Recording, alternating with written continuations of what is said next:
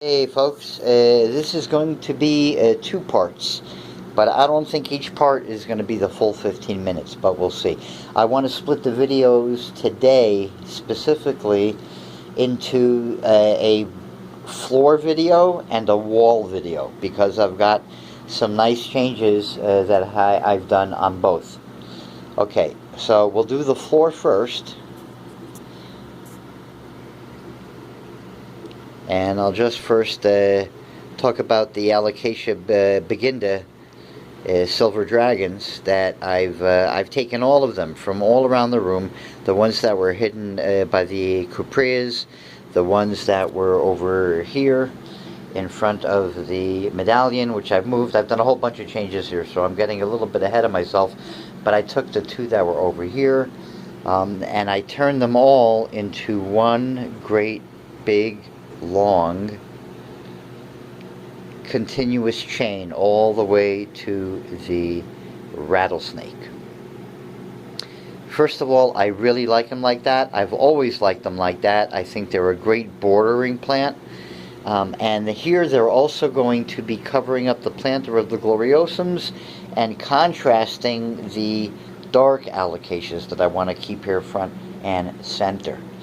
I want to have a dark band of alocasias and then a light band of alocasias right behind them that stay, low. These will get a little bit higher than the beginners ultimately. Most of them, like the poly, the black velvet, I think gets taller than the beginners. The Islanii should get about the size, I think, of a little bit smaller than the cupreas. So it'll look really, really nice, and especially in the corner where I'm going to have some dark alocasias here in the front, and then the silvery blue-gray begindas, and then the cupreas, and this little radius, this little turn here of the beginda path, I think is going to look absolutely cool. I think this whole floor area here with the beginners is going to look absolutely cool, and I think this area right here already looks really, really nice.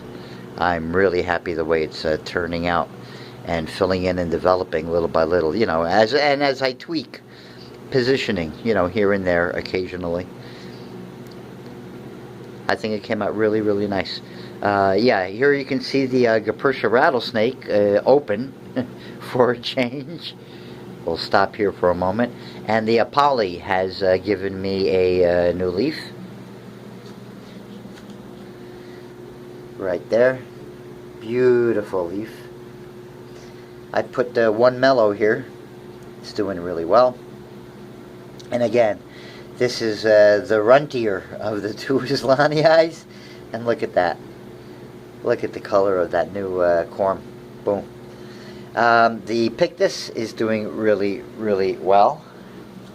The Diefenbachia maculata is just fine. I still have to play around here a little bit, but I've settled on the new location of the Gapurtia medallion. That's where it's going to stay for a while. And I got rid of the heater cover temporarily now because, well, it's no longer heating season. So it's the vents.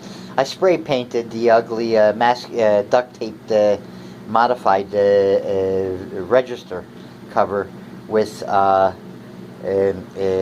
of the mellows. The one corm I can't figure out if it's alive or dead. The one on the right, I think it's dead, but we'll see. And the one to its left. And again, this stuff here I may move, and that stuff there I may move. Here you can see the Celoum corner, and again, here is the pink princess that I swapped out with the Adansonii. And these two at the top are going to give you an idea of what I'm going to end up having here. 4 poles with nice big leaves. Two maximum on a pole. And very within short order, within a month, I would imagine most of these, most of all of this yellowy jankety jank stuff is going to be out of here. It's all going to be nice and clean, and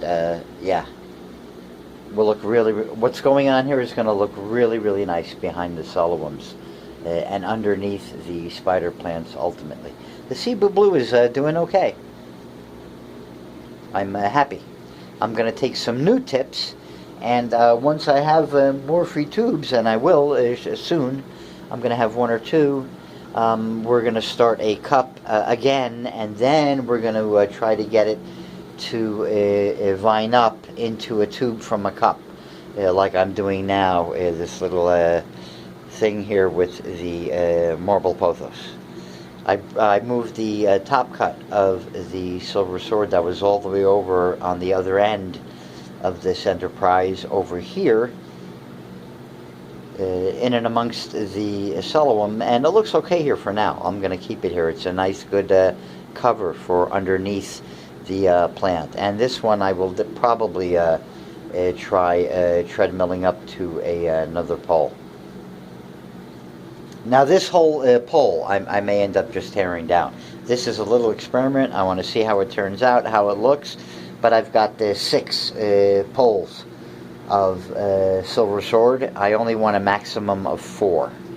I've got 5 in here, including the baby over there, which is progressing along quite nicely, by the way. And it's too many. So, yeah. I do have to pare down a few things, simply because of space. I'm going to end up having to pare down on this wall too, and I'm getting ahead of myself. Okay, so that's what we have going on with the bottom, but this section here I think looks a lot nicer and more balanced and proportioned than it did. I moved the Jungle Boogie into the factory room. It does no longer has a place here. I'm not that thrilled with its growth pattern, growth habit, growth form.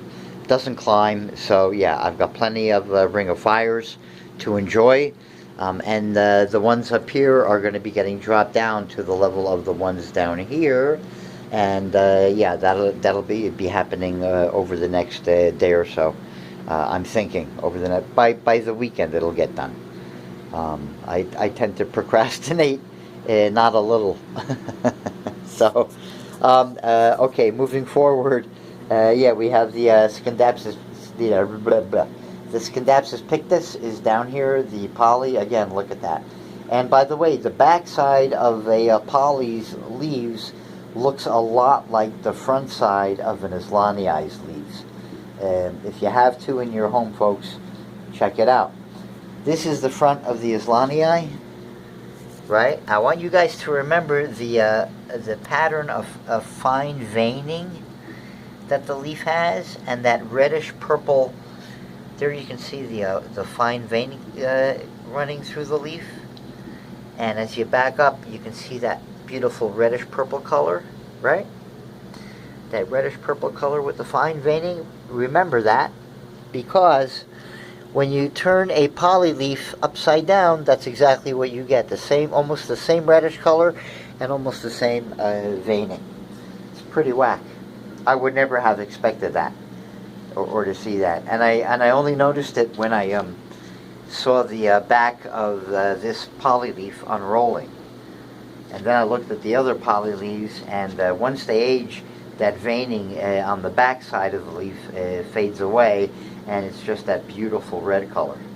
And I had no idea it had any kind of a really nice color underneath the leaves. I never bothered to look. So and now I'm checking things out everywhere, you know. The gloriosum here is, again, still cranking along full speed ahead.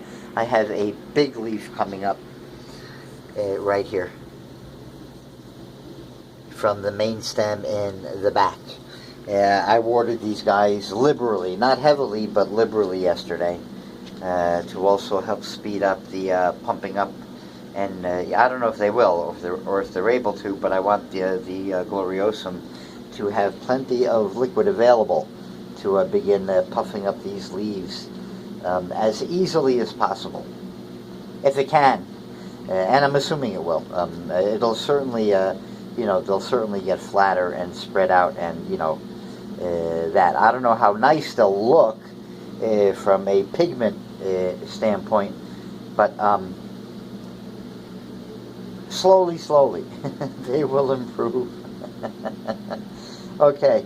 Yeah, so we've got the begindas. The Caladium Hilo Beauty, which I'm going to leave surrounded by tip cuttings of the Black Dragon. I made some more of those, by the way, to get a little bit denser fill, and they are now all in the process of bouncing back. So that's going to look pretty fun, I think, in a few more weeks. The Caladium Hilo Beauty itself is looking stupendous. There is its last leaf that finished opening up last night, yesterday evening, and is now in the process of finishing coloring up and hardening. And it's getting really close to the color of the adult. So I'm happy, really happy with that. The Tandarusa, look at that. New leaf, twice the size of the previous.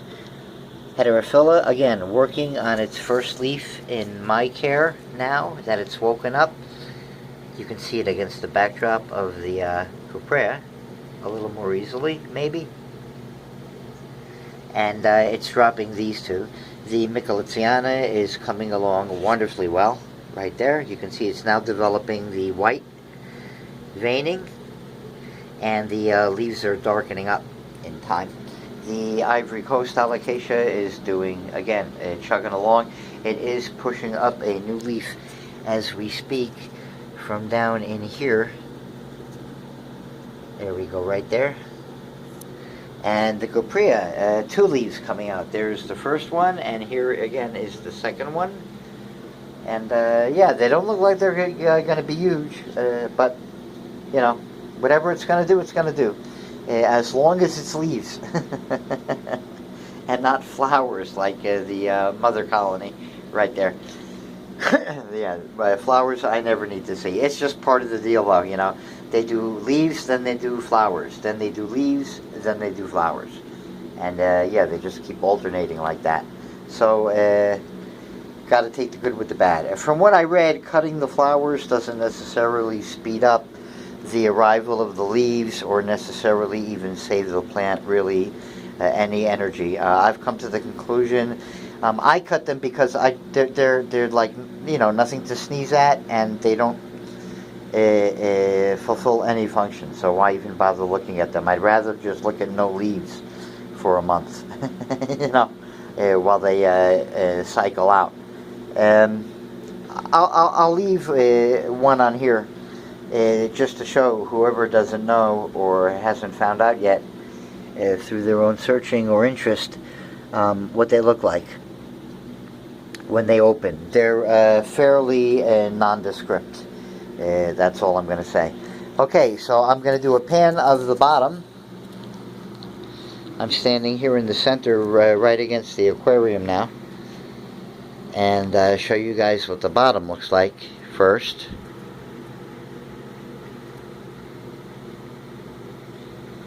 And, you know, it's improving every day. It's filling out more and more every day. And I'm liking it more and more every day.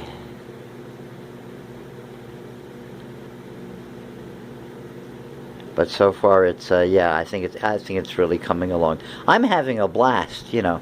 Couple pains in the butt. One or two setbacks, but nothing tragic. And it's mostly been smooth sailing and not that much work, in all honesty. You know, I'm a 62-year-old gimp. You know.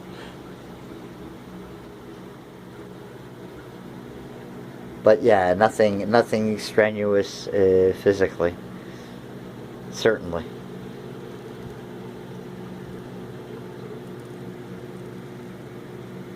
And okay, we're wrapping up the floor, and so on the floor I'm going to stop this one at the Cuprea, and we shall head to Part B.